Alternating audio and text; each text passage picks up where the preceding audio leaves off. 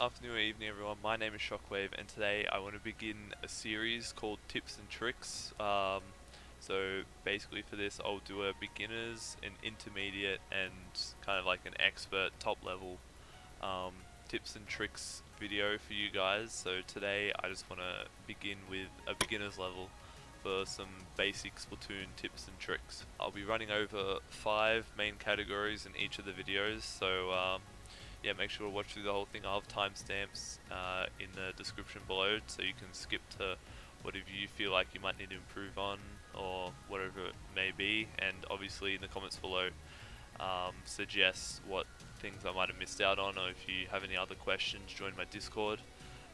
Put link below as always, and yeah, we'll just jump straight into it.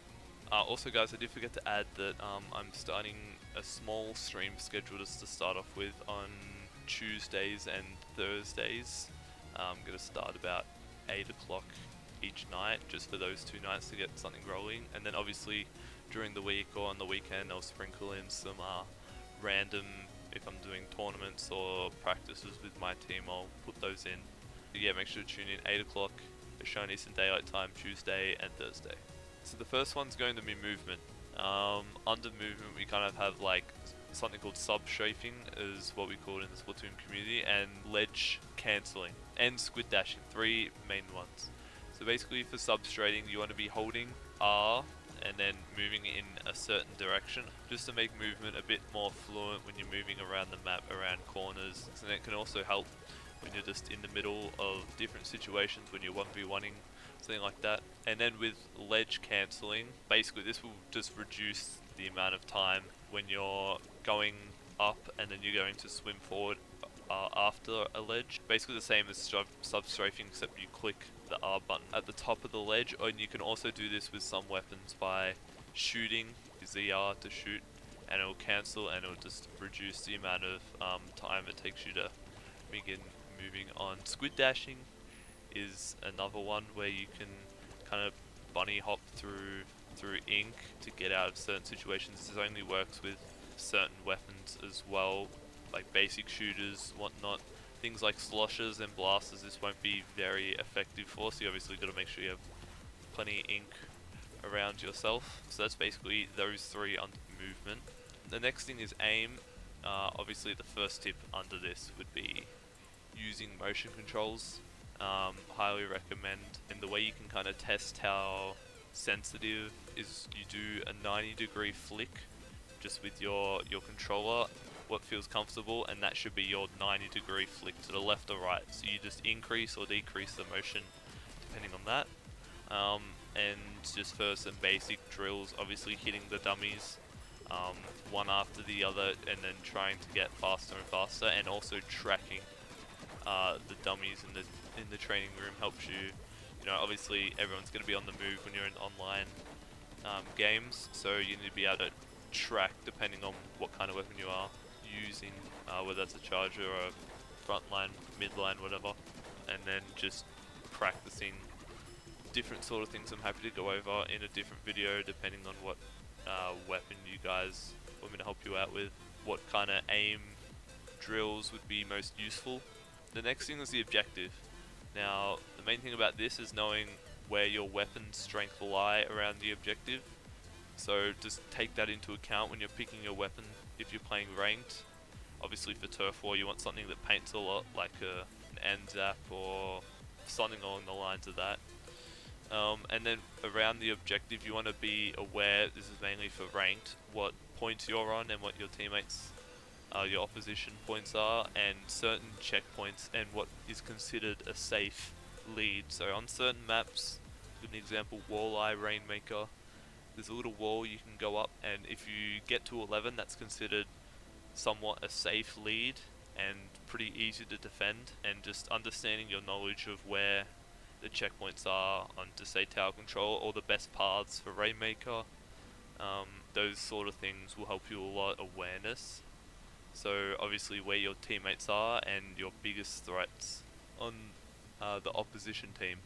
So basically where your teammates are depending on what weapon you're playing. If you're playing frontline, support, midline or backline, you want to be trying to be with someone, or you just want to be holding a certain area. And then obviously biggest threats on the other team, considering what your weapon is and what the other team's weapons are. You can obviously check them at the top of your screen, what your opposition weapons are, and then basically go from there. So if you're using any backline sort of weapon, you can obviously outrange midline or frontline weapons, obviously with care.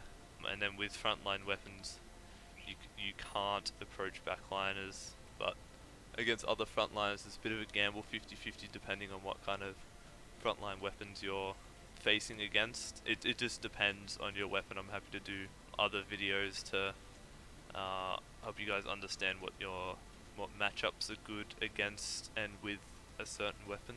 Awareness also comes under just being able to assess where your opponents, or where your teammates are, sorry, and what kind of fights they're taking. The fifth and final one is going to be your special usage.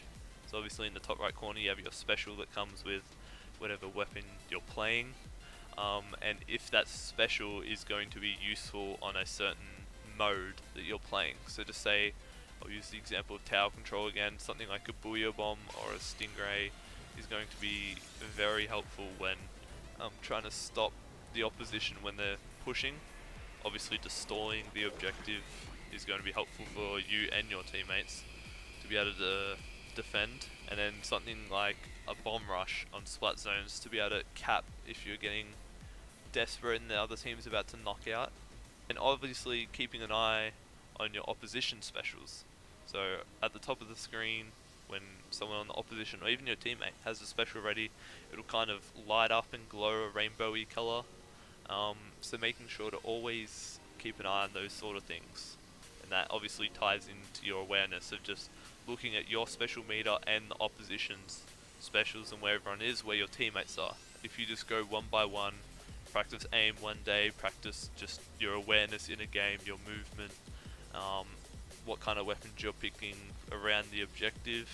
And again, some weapons that you pick might not be specific for that objective. You might just like playing the weapon. That's fair enough. But yeah, always trying to keep these things into consideration, and over time you'll end up getting much better at realizing what you're doing if your movement was off your objective play, and whatnot. So I think that's about everything. A bit of a different video to what I normally do. I just want to quickly tell you guys that I'll be trying to transform this channel into more of a coaching with kind of like tips and tricks videos, more than just uploading scrims and tourneys and stuff like that. So if you guys enjoyed this, make sure to give it a thumbs up, comment anything, any tips videos, or if you want me to do something on a certain weapon, certain maps, certain modes, leave that in the comments below.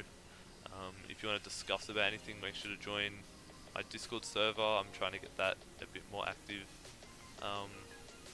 over the next few weeks, months, so I don't know, we can get more active people in there talking about the game and whatnot. So yeah, that'll pretty much do me for now. I hope you have a good morning, afternoon, or evening, and yeah, I'll catch you guys later.